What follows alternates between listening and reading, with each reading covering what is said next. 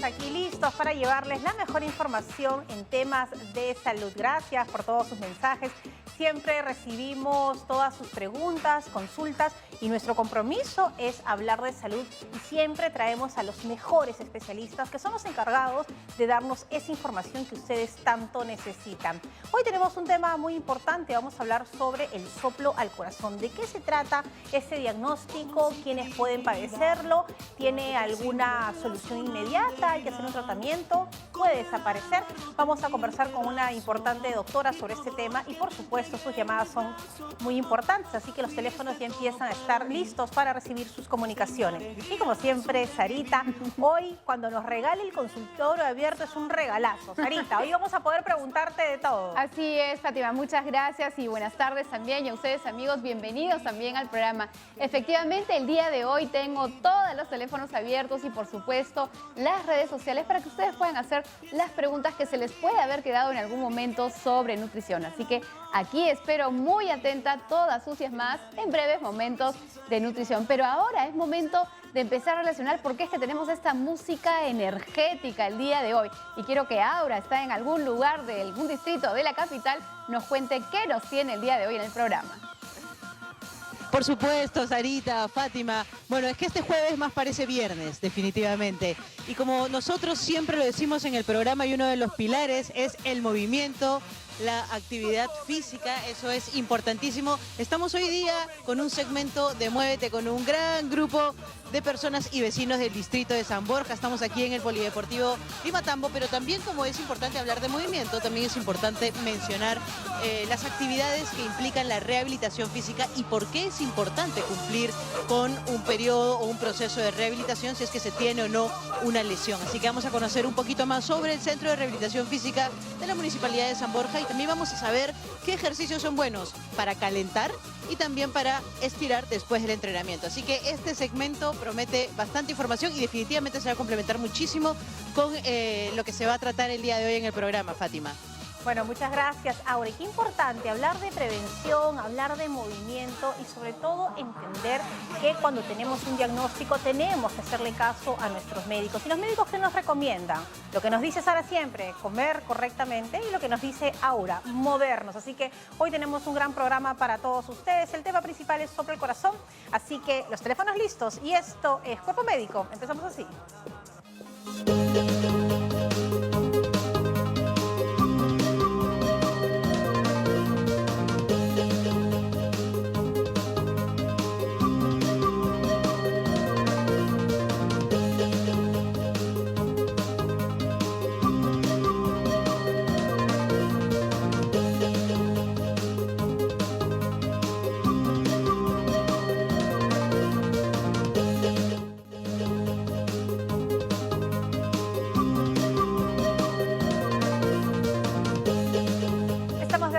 Aquí en Cuerpo Médico hoy vamos a hablar sobre soplo al corazón y justamente ya se encuentra con nosotros la especialista. Quiero darle la bienvenida a la doctora Gabriela Guevara Castilla. Ella es jefe del Servicio de Cardiología No Invasiva del INCOR. Y desde aquí un saludo a todo el personal del INCOR que hace un trabajo maravilloso. Doctora Guevara, bienvenida a Cuerpo Médico. Gracias, Fátima. Gracias, encantada de estar acá con ustedes. Bueno, soplo al corazón es un tema que lo escuchamos frecuentemente, que hemos tenido algún familiar, algún vecino, algún amigo. Es un diagnóstico que podríamos decir común y ¿quién es el grupo al que se le diagnostica por lo general? Bueno, a ver, empecemos por lo primero que es definir soplo. El soplo en realidad es un sonido y es un sonido que nosotros los médicos lo escuchamos con este aparatito que lo he traído acá, que se llama estetoscopio. Entonces, este aparato nos sirve a nosotros, lo colocamos en las orejas y con esto escuchamos el corazón y en realidad diferentes órganos. Con este aparato escuchamos un sonido que en realidad se asemeja al soplo, ¿no? Así, es un soplo. Entonces, si no existiera el soplo, ¿cuál es el sonido habitual que un médico escucha en un corazón que está perfecto? En un corazón normal se escucha generalmente un sonido parecido a esto. Dup, dup, lup, dup, lup, dup. ¿Y lo que estamos escuchando qué es? ¿El ingreso y la salida de la sangre? Exacto. El soplo es un sonido que nos dice que el flujo de sangre está pasando a través de las cavidades dentro del corazón. Entonces, el soplo generalmente no existe, no debemos escucharlo, y cuando nosotros lo escuchamos con este aparato, nos está alertando de que algo puede estar pasando.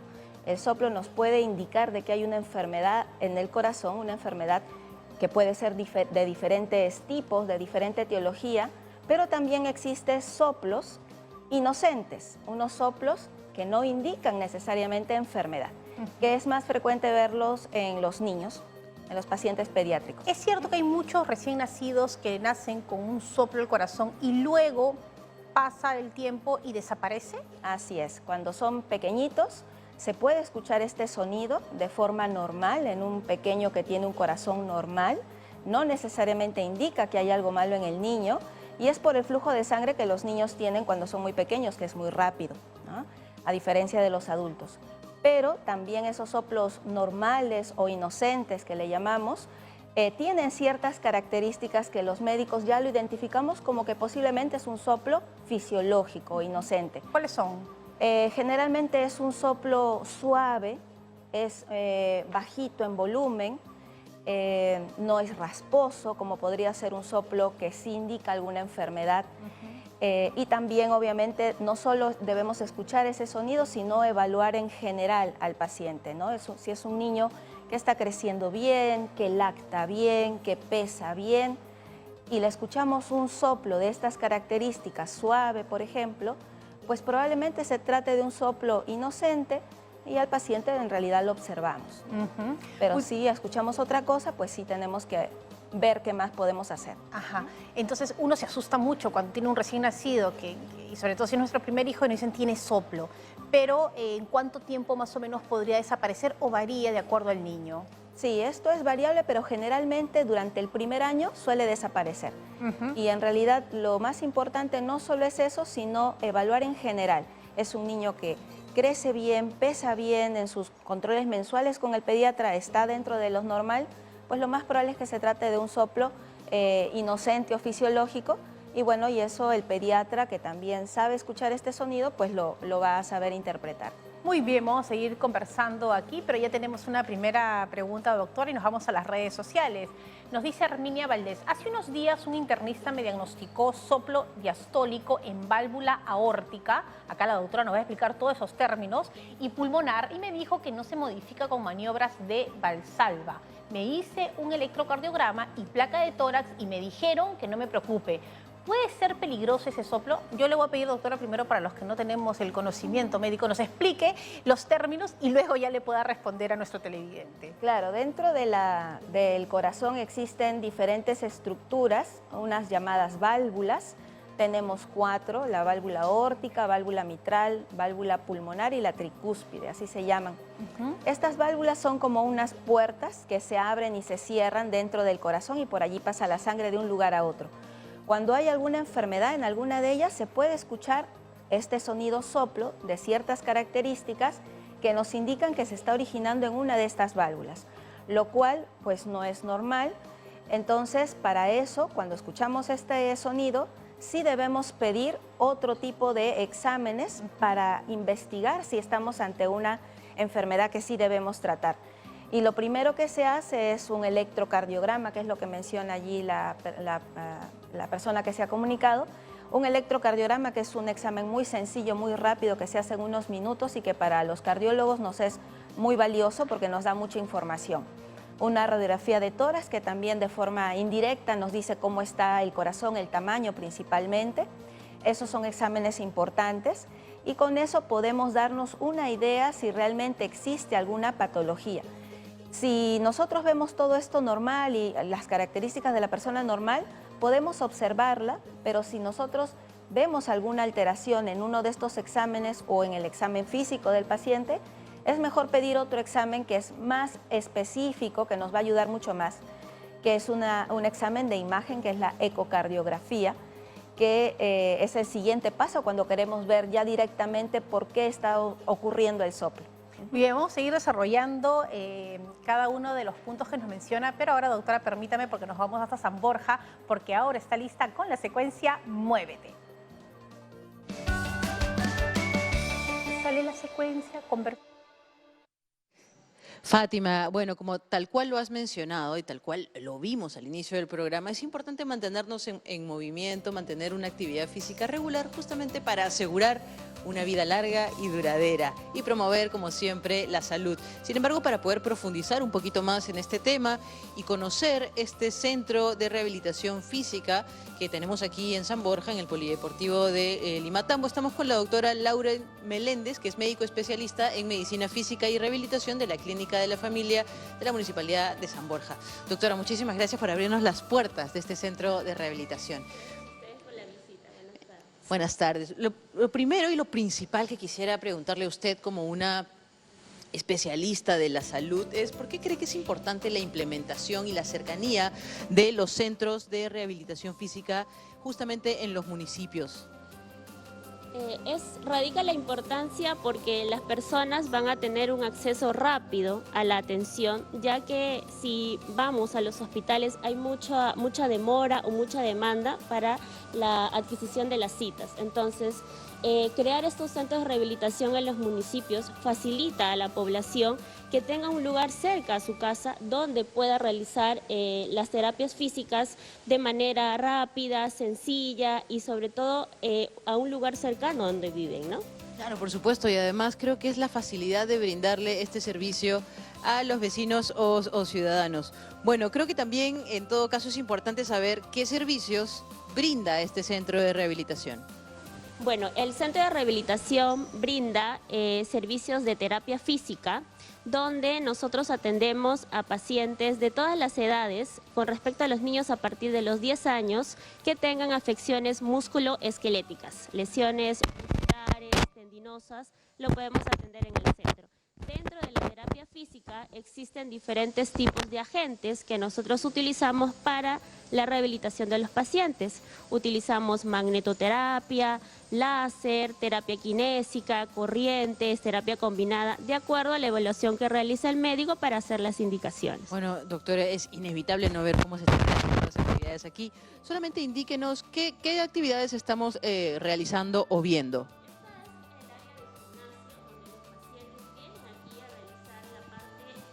La terapia kinésica, ¿no? Donde usan, por ejemplo, las colchonetas, las barras para hacer estiramientos, la paralela para reeducar marcha y las bicicletas estacionarias para hacer terapia cardiorrespiratoria. Bien, doctora, y ahora como para seguir complementando, ¿cuáles son las patologías más frecuentes que ustedes pueden atender aquí, teniendo en cuenta que estamos dentro de un polideportivo? Las patologías más frecuentes son, por ejemplo, las lesiones de espalda, las lumbalgias. También tenemos muy frecuentemente lesiones de hombro, las tendinopatías y también lesiones de cuello. Y ahora también creo que es importante mencionar el despliegue de un equipo multidisciplinario que es importante justamente para una atención adecuada y oportuna. Así es, el centro de rehabilitación cuenta con 2 médicos especialistas en medicina física y rehabilitación y un equipo de licenciados en terapia física. Asimismo, la clínica de Muni también tiene otras especialidades en las cuales nosotros nos podemos apoyar, como medicina general, medicina interna y servicio de psicología. Ahora, yo también creo que es importante saber cuánto duran las terapias, precisamente cuántas sesiones aproximadamente pueden recomendarse y también la importancia, doctora, de hacerle un seguimiento a estas terapias y que las personas continúen y no paren, porque una rehabilitación interrumpida de pronto puede empeorar la lesión. Así es, normalmente en la consulta nosotros indicamos un número de 10 sesiones con una frecuencia que puede ir desde las 2 a 3 veces por semana. El tiempo de duración de cada terapia física es de 40 minutos. Terminando las 10 sesiones, el paciente vuelve a sacar una cita para evaluación y control. Bueno, doctora, muchísimas gracias. Yo creo que para cerrar, finalmente es importante saber cómo afectan estas lesiones en la calidad de vida de una persona. Ustedes están en contacto constantemente con pacientes que van, que vienen y que seguramente pues les cuentan un poco cómo estas terapias pueden ayudarlos y también cómo les afecta, ¿no? Y finalmente pues las recomendaciones a las personas que nos están observando. Así es. Normalmente cuando uno tiene una lesión se nos imposibilita poder cumplir con nuestras actividades diarias. Entonces es necesario que las personas que que tienen este tipo de lesiones puedan acceder a este tipo de terapia física para poder rehabilitarse y poder incorporarse a hacer sus actividades que normalmente por la lesión no la podían hacer. Entonces, invitamos a todas las personas que nos puedan visitar a nuestro centro de rehabilitación para poder atenderse. Entonces, los esperamos con todo el cariño para poder ayudarlos. Perfecto, doctora Lauren. Yo creo que las buenas iniciativas y prácticas a nivel de los distritos deben comunicarse y, bueno, acercar justamente estas facilidades a la población y al público, valga la redundancia, en general. Pero bueno, hemos hablado un poquito de rehabilitación, Fátima, sin embargo, también es importante para evitar las lesiones, que ya lo vamos a mencionar más adelante, pero para que la gente no se desconecte de este segmento Muévete, vamos a demostrar 3 formas también para calentar antes del entrenamiento y luego la importancia de estirar. Y para eso vamos a tener a especialistas que nos van a explicar precisamente por qué eso es importante. No sé, Fátima, Sarita, ustedes realizan ejercicio de manera continua, ¿correcto?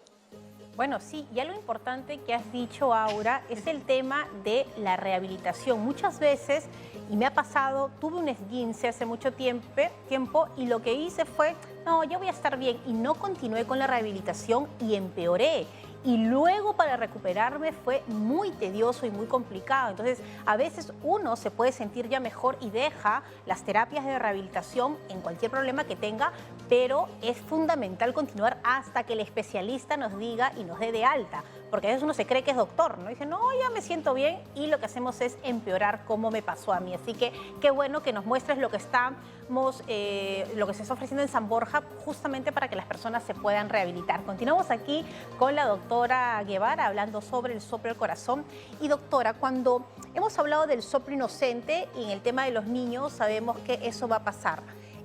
Cuando ustedes identifican un soplo en un adulto que tiene que hacerse más pruebas, ¿hay grados? ¿Lo podemos tipificar así? Sí, así es. El soplo tiene grados de leve, moderado. Eso básicamente va en cuanto al volumen que nosotros vamos a escuchar del soplo, ¿no? Con este aparato que es el estetoscopio. Pero lo importante más que el grado en el que lo escuchamos son otras características que acompañan a ese sonido. Y mucho más importante es si el paciente tiene, o la persona a quien le encontramos soplo, tiene alguna otra molestia que acompaña al soplo. Algunos soplos, sí es cierto, lo encontramos como un hallazgo, es decir, el paciente viene por un riesgo quirúrgico porque se va a operar de algo electivo y pequeño y le escuchamos el soplo. Pero otras veces el paciente sí ya tiene algunas molestias que más bien en todo caso, eso sí, me gustaría que las personas lo sepan identificar y tener como signos de alarma por lo cual deben acudir al médico, ¿no? Que básicamente son cansancio, cuando hace sus actividades físicas, por ejemplo, un cansancio que no era el habitual para actividades que hacía diariamente, o que empieza a sentir hinchazón de las piernas, a presentar hinchazón de las piernas, de los tobillos, o que al acostarse, por ejemplo, ve que ya no puede estar echado con una sola almohada, sino que necesita 2 o 3 almohadas para respirar mejor. Entonces, o que también se empieza a hinchar el abdomen o le empieza a tener dolor en la zona del hígado. Alguno de esos síntomas ya nos pueden estar indicando que hay alguna enfermedad cardíaca, que ese soplo en realidad es solo un signo más de esa enfermedad. Muy bien, doctora. Vamos con una llamada. Está Margarita desde Chancay para hacer una consulta. Margarita, buenas tardes. Bienvenida a Cuerpo Médico. La doctora está lista para escucharla. Buenas tardes, Fátima. Buenas tardes, doctora. Gracias de antemano por la respuesta. Doctora, ¿tiene alguna relación el soplo al corazón cuando, por ejemplo, una de las niñas llora de pronto, ya sea por un golpe o una caída fuerte y el llanto no le sale? Y de pronto se ponen sus labios morados y cuando yo le pregunto, ¿te duele el pecho? Margarita, perdóneme, pero tenemos un problema con su llamada. ¿Nos podría repetir la consulta, por favor? Necesitamos que baje el volumen del televisor. Ahora sí, la escuchamos mejor. Ok, gracias. Preguntaba que si el soplo al corazón tiene relación, por ejemplo, una de mis niñas cuando a veces llora de pronto, ya sea por un golpe o una caída fuerte, y el llanto no le sale, se empieza a poner sus labios morados y cuando ya el llanto le sale así con fuerza, después yo le pregunto, ¿te duele algo? Sí, a veces siento que me duele el pecho y me quedo sin aire. ¿Tiene relación, doctora, con el soplo? ¿Qué edad tiene su hija? Muchas gracias. Margarita, ¿qué edad tiene su hija? Mi hija acaba de cumplir 7 años. 7 años, muy bien. Bueno, sí. En los niños es muy importante tener en cuenta si hay otro síntoma además del soplo, ¿no? Que le han escuchado el soplo, habría que escuchar bien o saber bien si ese soplo tiene estas características de inocente o no.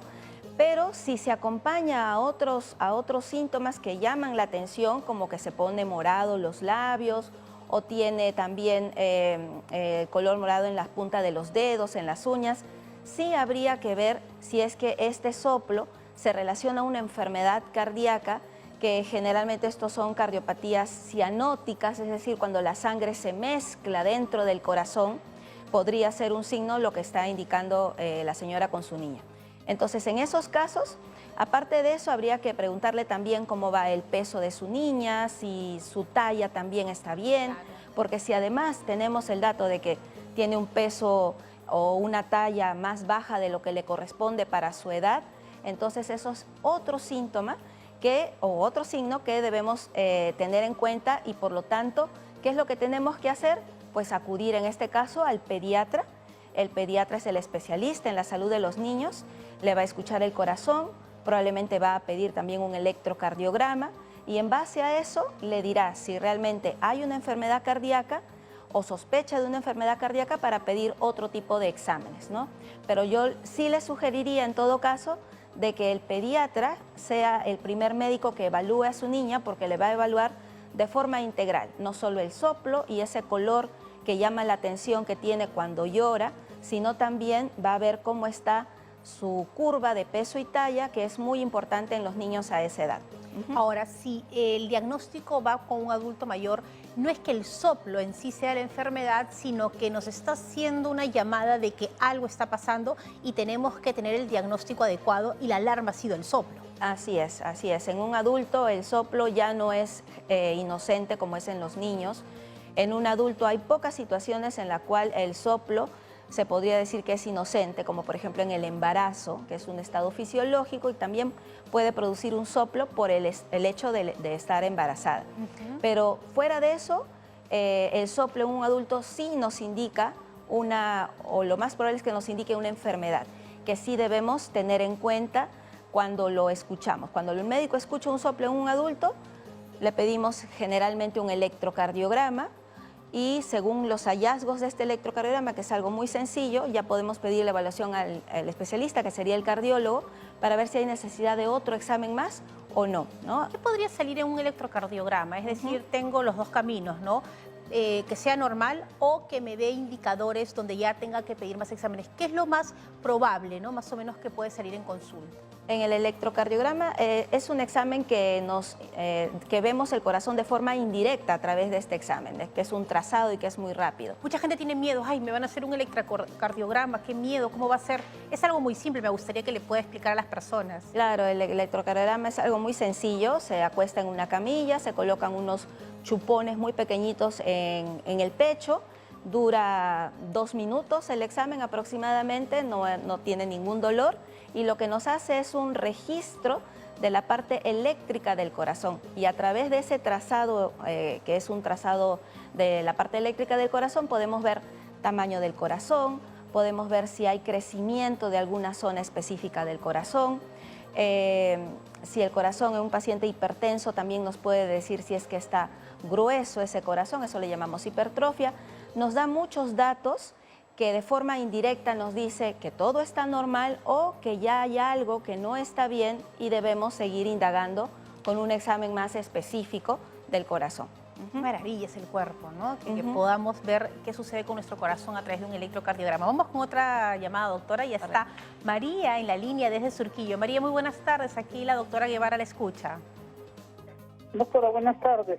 Doctora, yo, soy María, tengo 75 años y casualmente me voy a hacer una operación por, digamos, cálculos en los riñones y me han detectado bradicardias. Entonces, la doctora que me ha evaluado me han dicho también que me puedo operar con una anestesia especial.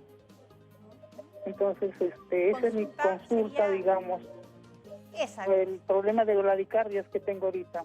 Muy bien, María. ¿Qué hacer con un paciente que necesita una operación, como es el caso de María, pero han descubierto un diagnóstico cardíaco y le están pidiendo un tipo de anestesia especial? ¿A qué se refiere?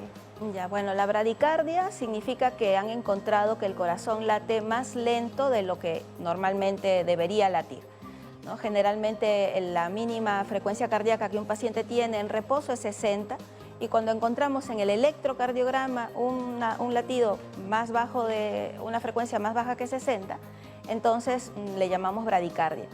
Ahí habría que ver primero, si ha sido un hallazgo, lo primero que yo le preguntaría a la señora es si es que toma algún medicamento, porque existen medicamentos que son usados muy comúnmente que pueden producir eso, una frecuencia cardíaca más bajita. Si es un hallazgo y la paciente no tiene otra molestia, pues generalmente no hay contraindicación para una cirugía. Generalmente la cirugía que ella está indicando son cirugías de bajo riesgo, y bueno, el anestesiólogo es el especialista en indicarle qué tipo de anestesia va a requerir, ¿no? Si ya ve que hay otra cosa que es mucho más importante, indicarán una evaluación por el cardiólogo antes de la cirugía. Ahí está el riesgo quirúrgico que nos solicitan siempre. Así es, ¿no? así bueno, es. Doctora, muchas gracias por todas sus respuestas. La doctora Guevara todavía va a seguir con nosotros en el programa. No se preocupen para responder todas sus consultas, pero nos vamos a ir un corte. Y atención, vamos a poner los teléfonos en pantalla porque regresamos con Sarita Abusabá y consultorio abierto. Y está Sarita ya con estas frutas que nos provocan a todos, pero consultorio abierto. ¿Qué quiere decir? Que Sara está lista para responder todas sus preguntas de nutrición. Vamos entonces a hacer una pausa. Regresamos aquí en Cuerpo Médico.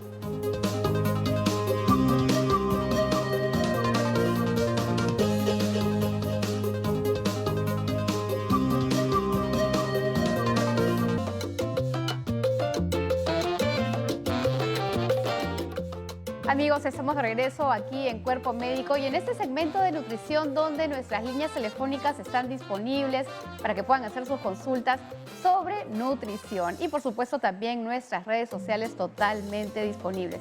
Y mientras ingresan las consultas, quiero contarles que justamente al propósito del soplo y las enfermedades cardíacas, la alimentación es muy importante. Y lo primero que tenemos que tener en cuenta es tener un peso adecuado. Y ese tema de cuál es mi peso adecuado a veces requiere un poco de orientación porque realmente la percepción que tenemos muchas veces de lo que es un peso adecuado a veces cambia. Hay poblaciones donde entienden que mientras más gordita o llenita está la persona, incluso el niño es mejor, está mejor alimentado. Y lo cierto es que no está mejor alimentado. Hace algunos años ustedes recordarán que lo que más batallábamos en nutrición era el tema de la desnutrición. Hoy tenemos casos de desnutrición sin duda, pero los casos de sobrepeso y de obesidad realmente se han disparado y hoy son el tema al cual tenemos que apuntar. Pero bueno, ya tenemos consultas desde nuestras redes sociales, así que vamos a ver qué nos están consultando en estas redes. Vamos entonces con la primera consulta desde el Facebook. ¿Qué alimentos se pueden consumir después de que uno se ha desparasitado y después de cuánto tiempo se puede ingerir el primer alimento? Gracias, Lorena, por esa consulta. Bueno, una vez que ya has pasado por este proceso, tu alimentación es totalmente normal. Hay que recordar que no es que hayan alimentos que porque los comas van a, digamos, favorecer la parasitación. La parasitosis aparece por un tema de contaminación en el alimento y esto puede ocurrir en una gran variedad de alimentos. Entonces, más que ocuparnos de qué cosa puedo o no comer, porque puedes comer inmediatamente, es que haya una buena manipulación de alimentos, lavado de manos, utilizar, por ejemplo, tablas de picar diferentes para verduras y para cárnicos, utilizar cuchillos que siempre estén limpios, las superficies siempre bien lavadas y, por supuesto, higienizar muy bien esos alimentos. De esa manera evitamos un nuevo contagio. Y luego, pues alimentarse saludablemente, frutas, verduras, absolutamente de todo. Lo que sí a veces de pronto la gente asocia es que, claro, empezamos a hacer anemia con las parasitosis, ¿no? Y uno dice, bueno, es que se está comiendo la carne. Lo que pasa es que muchas veces o algunos parásitos se alimentan justamente de nutrientes como el zinc o el hierro y por eso es que van afectando. Tenemos una llamada telefónica, tenemos en línea a Magdalena de Caraballo. ¿Cómo estás, Magdalena? Hola, Magdalena. Sí, señorita, buenas tardes. Señorita, yo llamo de Caraballo. Cuéntame. Lo que pasa, señorita, mira que yo soy diabética y entonces he bajado mucho de peso. Claro, el nutricionista me ha dado para hacer mi dieta, ¿no? Pero quiero saber qué es lo que, por decir, yo pesaba 59, pero ahorita estoy pesando 54, se ha bajado 6 kilos de una vez, ¿no? Magdalena linda, escúchame, pero dime la verdad, ¿ah? ¿Tú has bajado de peso antes o después de tu tratamiento? Después del tratamiento. Ok. Claro, yo antes que me dé la diabetes, yo pesaba 60 kilos, pero de ahí con la diabetes ya bajé, ¿no? Claro. Pero normal, hará como 3, 4 meses antes he estado con Claro. 59, 58, pero ya hace poco que he bajado más. Ya, como si me ha tú dado estás, dieta, pero Magdalena no sé linda, qué es lo que escúchame. debo consumir. Magdalena, si tú ya estás en manos de un colega nutricional calificado, ¿cuál es tu duda? ¿Por qué recurres a una segunda consulta? ¿Qué cosa no te está cuadrando bien? O sea, porque estoy bajando demasiado. Ok, O sea, perfecto. siento que estoy muy delgada. Perfecto, demasiado. Magdalena, excelente. Esa es una buena inquietud. Quiero recordarte que al parecer, por eso te pregunté cuándo es que has bajado de peso. Tú has empezado con este descenso de peso ya debutando probablemente con una diabetes avanzada y por eso es que la pérdida de peso se ha dado. Teniendo una dieta, sí, hay que tratar de estabilizar el peso y probablemente el hecho de que sigas perdiendo de peso tiene que ver con que tu diabetes todavía no está siendo controlada. Recuerda que la dieta es muy importante, pero también seguir al pie de la letra la medicación y los horarios correctos. Ahora, es muy importante que tú sigas un control semanal de tu peso y regularmente durante la semana de tus niveles de glucosa para que le ayude al colega nutricionista a saber qué cosas tiene que ajustar para detener ese descenso de peso. Yo sospecho que en esta primera etapa ha sido muy restrictiva respecto de las frutas, de los almidones y entonces como tienes también menos caloría en tu dieta, ha promovido este descenso de peso. Pero esto no va a ser constante. Una vez que tu glucosa se estabilice, empiezan a reincorporar nuevamente alimentos según tu tolerancia y según la medicina que estás recibiendo. Un poco de paciencia y no está de más que vuelvas a visitar a mi colega nutricionista para que puedas despejar nuevamente tus dudas. Y tenemos ahora una consulta de nuestras redes sociales. Vamos a ver qué nos están preguntando a través del Facebook también. Camila Morán dice: tengo varias amigas que por bajar de peso han empezado con el ayuno intermitente. Me gustaría intentarlo también, pero el estar muchas horas sin comer no sé si puede afectar mi salud. ¿Es recomendable esta dieta? Gracias, Camila. Lo primero que te voy a contar a ti y a todas las personas que nos están escuchando es que el ayuno intermitente no es una dieta. El ayuno intermitente es un estilo de alimentación donde controlamos los momentos en que sí nos alimentamos y los momentos en que no nos alimentamos. ¿Qué dicen los estudios sobre el ayuno intermitente? Dicen que un ayuno intermitente hecho adecuadamente, es decir, tener un espacio de ayuno entre 14, 16, incluso 18 horas, promueve, ayuda a perder peso porque la persona en realidad tiene menos espacio de horas para comer y regula la cantidad total de calorías que está consumiendo. Es decir, ¿puede perder peso la persona con un ayuno intermitente? Sí lo puede hacer, pero no quiere decir que se esté alimentando bien. Por eso es que requieres de una supervisión nutricional para que en ese tiempo que sí puedes comer, entonces estés bien alimentada y tus nutrientes estén totalmente completos.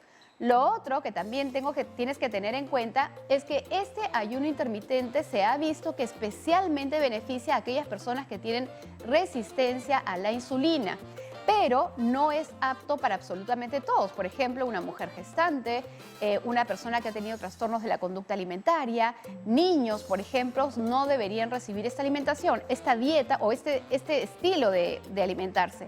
Y más bien, si quieren hacerlo, pues entonces es necesario la supervisión. Un daño a la salud no debería darte siempre y cuando el resto de horas en que sí comes esté bien balanceada. Y ahora sí queremos movernos mucho más con Aura. ¿Cómo estás, Aura? Cuéntanos, ¿qué vas por ahí? Sarita, bueno, definitivamente estaba escuchando con mucha atención todas las recomendaciones y las preguntas que han estado súper interesantes. Yo también al final haré la mía. Sin embargo, estábamos un poco a la expectativa de poder saber y conocer qué ejercicios son recomendables antes del entrenamiento y qué estiramientos después del entrenamiento, justamente para evitar lesiones y para seguir moviéndonos de manera adecuada. Y para esa precisión estamos con la licenciada Jenny Pauca, que es fisioterapeuta de la Clínica de la Familia de la Municipalidad de San Borja. Licenciada, cuéntenos primero, ¿por qué es importante preparar nuestro cuerpo para el entrenamiento y también relajarlo después del entrenamiento? Sí, ¿qué tal?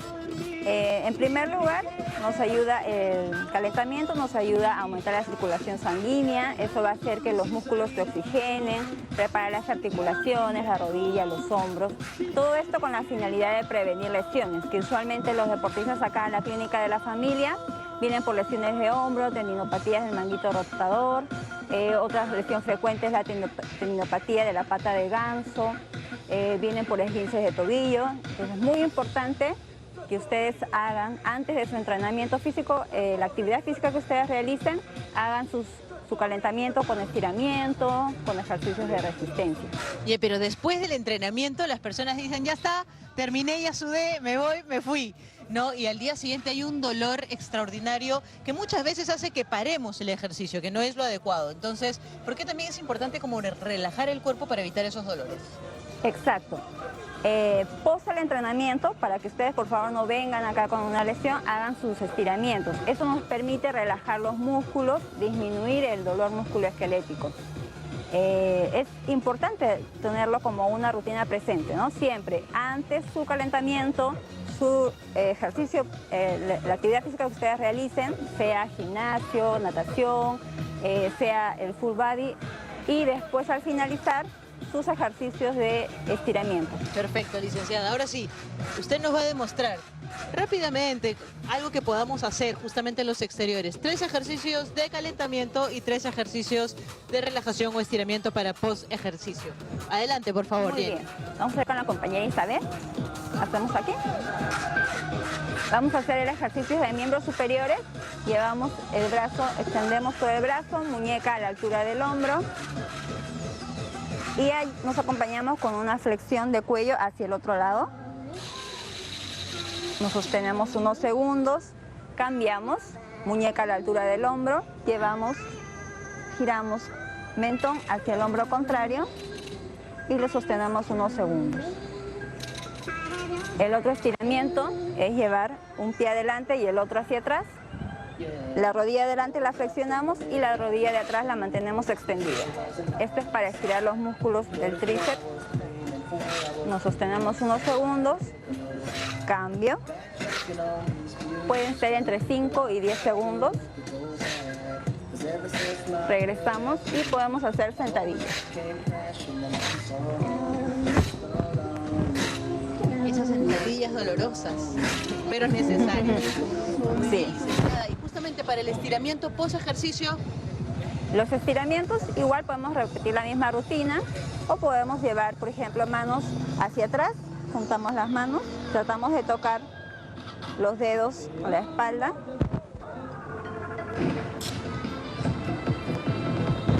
Para miembros inferiores y columna, llevamos manos hacia el tobillo.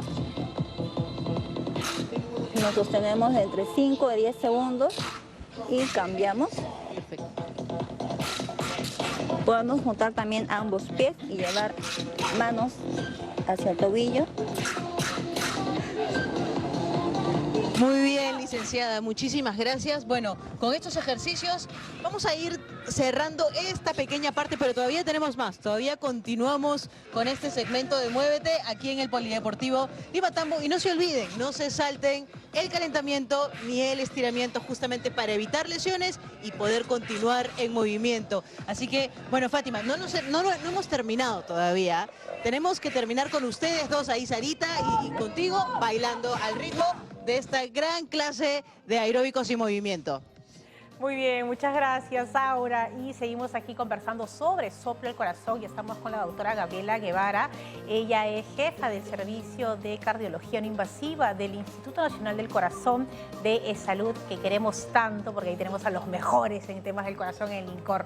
Doctora, vamos con otra llamada. Ya está Estela, que se comunica desde Chachapoyas. Estela, buenas tardes. La doctora Guevara le escucha. Buenas tardes, señorita. En primer lugar, para felicitarle el bonito programa que siempre lo pasan estas horas. Y buenas tardes, doctorita.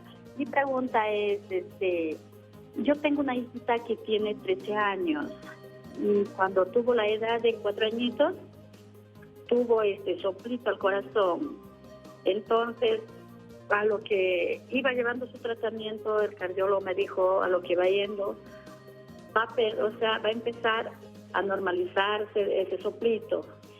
Pero cuando ya hace 2 meses le llevé al cardiólogo y el motivo es que el cardiólogo me dice que el corazoncito ya no tiene soplo, pero está inclinado hacia la izquierda y ese es el problemita, que ella tiene el cansancio.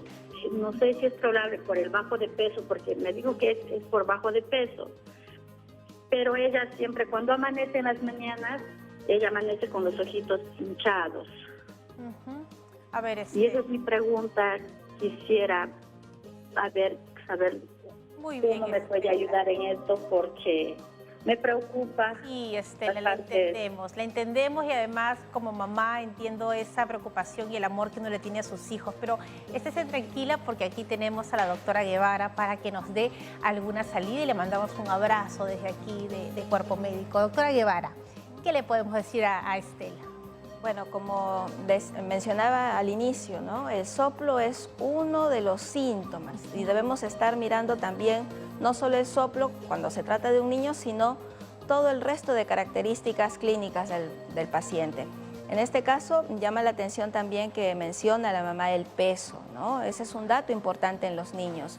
En los niños muchas veces las enfermedades se manifiestan alterándose el peso, ¿no? Ellos deben tener un peso adecuado para su edad y si no logran ese peso, no logran la talla adecuada y además se le escucha un soplo, pues sí, ahí hay que investigar si es que hay este soplo corresponde o no a una enfermedad congénita, es decir, una enfermedad de nacimiento, un problema cardíaco de nacimiento. Entonces, si el peso no es el adecuado, si ya le han dicho que han encontrado alguna alteración de la posición del corazón, pues sí hay que evaluar, hay que hacer una evaluación un poco más allá del examen básico que le han hecho. Lo ideal aquí es, primero siempre, una evaluación por el pediatra, que es el médico especialista a esa edad, que le haga una evaluación clínica y si encuentra alguna alteración, una evaluación por el cardiólogo y que después de que lo que nos ha contado sigue siendo el electrocardiograma y probablemente una ecocardiografía la que le va a dar el diagnóstico final de la cardiopatía que puede tener, según lo que está contando, su niña. Entonces es importante la evaluación. Estas evaluaciones, empezar con la evaluación básica. ¿Esto de los ojos hinchados también nos da algún indicio? No necesariamente, más es el peso, lo que le han dicho de la posición del corazón y el soplo. Eso en todo caso es lo que más llama la atención. Muy bien, doctora Guevara, vamos con más consultas y esta vez a través de las redes sociales. Ya tenemos en pantalla la siguiente pregunta para la doctora. Alessandro Carrera nos dice, ¿cada cuánto tiempo debo realizarme un chequeo del corazón y de diagnosticarme un soplo puede llevarme a un infarto? Muy bien, sí, es interesante esa pregunta porque va con el tema de prevención, que siempre es lo importante, ¿no? El chequeo, aun cuando no tengamos ningún síntoma. Bueno, en la edad adulta lo ideal es verse después de los 40 años, en los varones, ya con esa edad, ya es un factor de riesgo para tener alguna enfermedad, sobre todo de tipo aterosclerótica, como el infarto al corazón, y en las mujeres después de la menopausia. Lo ideal es después de estas edades ir a hacerse un chequeo con el cardiólogo, principalmente para ver problemas muy frecuentes que es el colesterol, el triglicérido, que finalmente eso es lo que nos lleva a enfermedades cardiovasculares tipo infarto. El que le encuentren un soplo no necesariamente nos va a decir de que hay un riesgo de infarto. El soplo es un sonido, entonces lo que debemos indagar es si ese sonido corresponde a la enfermedad de alguna de las zonas o estructuras del corazón, que son las válvulas, y hay alguna de ellas que sí se puede relacionar a otras enfermedades como tipo infarto, por enfermedad de colesterol o triglicéridos elevados. Pero en sí el soplo relacionarse directamente con el infarto, no, pero ya nos indica en un adulto sobre todo que hay que hacer otro tipo de evaluación para ver qué está pasando dentro del corazón. Ahora, dependiendo de dónde se dé el sonido, o sea, en qué válvula, ¿tenemos tipos de problemas cardíacos? Así es, así es. Nosotros con este aparatito que es el estetoscopio escuchamos el soplo y escuchamos en qué zona del corazón es más fuerte ese soplo. Lo más frecuente a la edad adulta, por encima de los 70 años o 75 años, si escuchamos este soplo en un lugar específico que es de la válvula aórtica, pues sospechamos que se trata de una estenosis aórtica. Según las características de este soplo, es muy común a esa edad, es una enfermedad que aumenta en su prevalencia cuando la edad avanza.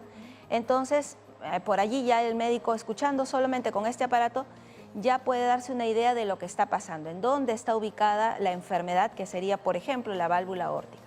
Pero también hay otras válvulas que se enferman con frecuencia, como la válvula mitral, que es muy frecuente, sobre todo en nuestro país, porque aquí predomina una enfermedad que es la enfermedad reumática, que se asocia mucho a niveles de pobreza principalmente y de falta de atención en salud, y eso todavía predomina en nuestro país, así como otros países en desarrollo. Entonces también con este aparatito escuchamos si ese sonido, el soplo, está ubicado en esta zona que es la válvula mitral, entonces podemos sospechar de que se trata de una enfermedad de estas que son por frecuencia las más comunes que vemos en el consultorio.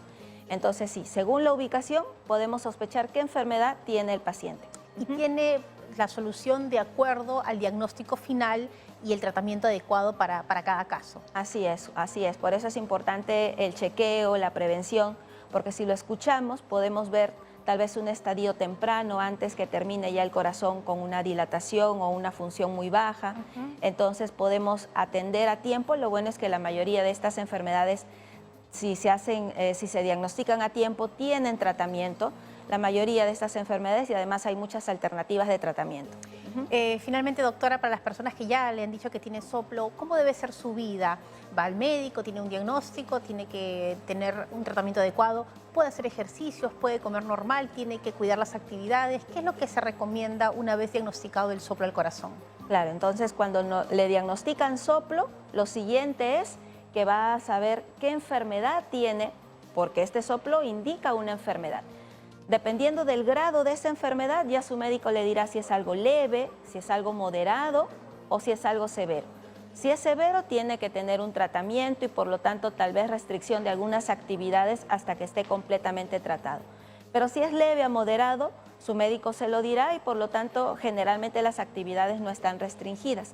Pero todo depende del diagnóstico final al que llegue el médico especialista y de las recomendaciones que individualmente le dé el médico especialista, porque cada caso es distinto y cada persona es distinta. Bueno, doctora, le agradecemos muchísimo su presencia en Cuerpo Médico. Ya conversaremos en otra oportunidad sobre su especialidad. Y le agradecemos a la doctora Gabriela Guevara. Ella es jefa del Servicio de Cardiología No Invasiva del Instituto Nacional del Corazón, más conocido como INCOR de eSalud. Gracias, doctora, por estar aquí.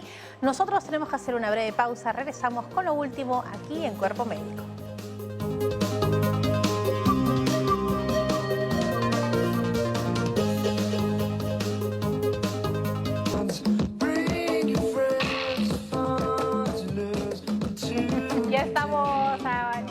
Ya de cerrar el programa y qué importante poder ver cómo la gente, Sarita, se mueve, ¿no? El movimiento para prevenir justamente enfermedades y también vinculado a lo que tú siempre nos hablas, que es la alimentación. Y qué importante es estar motivados para hacer el deporte. De hecho, esa música de fondo anima muchísimo. Y mira que ya vemos a Aura con muy buenos pasos. Aura, qué buen ritmo, ¿ah?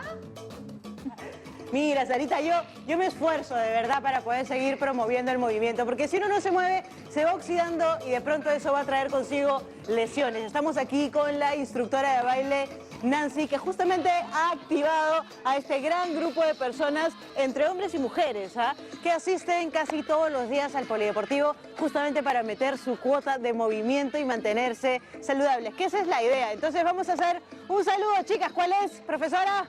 ¡Otra vez! ¡Otra vez! ¡Una más! ¡Una más! Bueno, Fátima, Sarita, yo me voy a quedar aquí un poco calentando el cuerpo, pero las dejo con ustedes en Cuerpo Médico. Muchas gracias. A ver. Gracias. Bueno, increíble realmente. Y qué importante también las gestiones, por ejemplo, las municipalidades, ahora que nos vamos a ir a un proceso electoral, que promuevan esos temas de salud, que den los espacios. Recuerda, Sara, que antes de la pandemia era como prohibido utilizar el espacio público o estar en los jardines.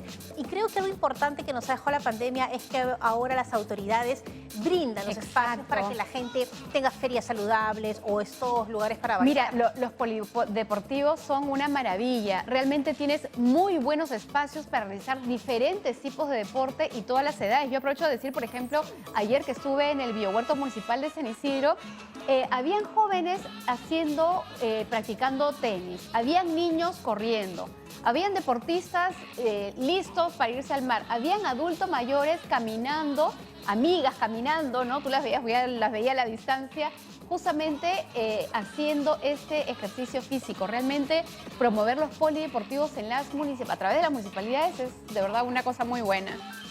Bueno, y recuerden que estamos aquí para ayudarlos, para escucharlos y para tratar de entender estas enfermedades que a veces nos diagnostican. Mañana tenemos un programa muy importante, vamos a estar hablando sobre la ansiedad, así que ya nos pueden empezar a hacer sus preguntas a través de las redes sociales, pero mañana a las 3 en punto nos encontramos aquí en Cuerpo Médico.